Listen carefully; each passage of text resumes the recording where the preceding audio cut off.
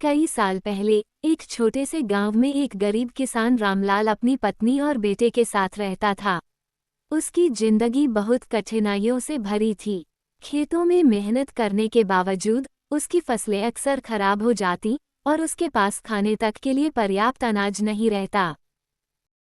एक दिन जब रामलाल बहुत निराश होकर जंगल के रास्ते से गुजर रहा था, उसने एक बूढ़ी औरत को रास्ते में बैठे देखा। वह बहुत कमजोर और भूखी लग रही थी। रामलाल ने अपने झोले से एक सूखी रोटी निकाली और उसे दे दी। बूढ़ी औरत ने उसे धन्यवाद दिया और बदले में एक चमकती हुई लाल मिर्ची दी। उसने कहा, यह कोई साधारण मिर्ची नहीं है, ये जादुई है। जब भी तुम इसे किसी खाने में डालोगे, तुम्हारे पास जितना भी मांगोगे उतना खाना आ जाएगा। लेकिन याद रखना, लालच मत करना, नहीं तो यह अपना जादू खो देगी। रामलाल ने संदेह के साथ मिर्ची ली और घर आ गया। उसकी पत्नी सुनीता ने जब ये सुना तो उसे भी यकीन नहीं हुआ, लेकिन रामलाल ने उसे एक कोशिश करने को कहा। सुनीता ने दाल बनाई और जादुई मिर्ची उसमें डाल दी। जैसे ही उसने दाल पर ढक्कन रखा और प्रार्थना की, कुछ ही पलों में पूरा घर स्वादिष्ट पकवानों से भर गया। गर्मा गर्म पूरियां, सब्जियां, मिठाइयां और सुगंधित चावल। ये देखकर रामलाल और उसका बेटा मोहन खुशी से झूम उठे। अब उनके दिन बदलने वाले थे। रामलाल और उसका परिवार अब बिना किसी चिंता के भोजन करने लगा। लेकिन वे लालची नहीं बने, बल्कि गांव के भूखे लोगों को भी खाना खिलाने लगे। धीरे धीरे गांव में उनकी इज्जत बढ़ने लगी और लोग उन्हें बहुत सम्मान देने लगे। लेकिन इस चमत्कार की खबर गांव के लालची सरपंच तक पहुंच गई।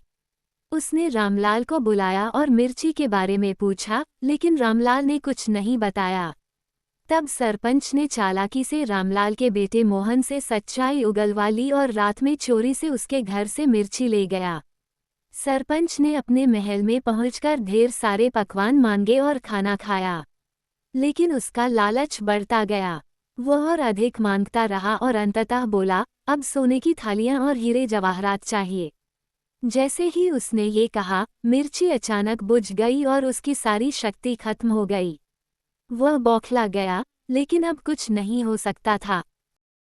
जब रामलाल को ये बात पता चली, तो उसने कहा, जो चीज़ दूसरों के भले के लिए होती है, उसका गलत इस्तेमाल करने से उसका जादू चला जाता है।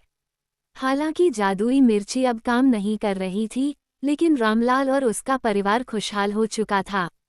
उन्होंने ईमानदारी और मेहनत से अपनी जिंदगी सुधार ली थी।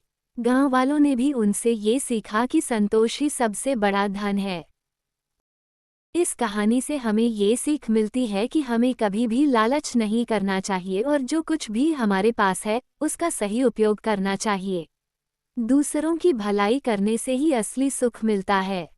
ऐसा ही अच्छे वीडियो देखने के लिए चैनल को सब्सक्राइब और लाइक करें। धन्यवाद।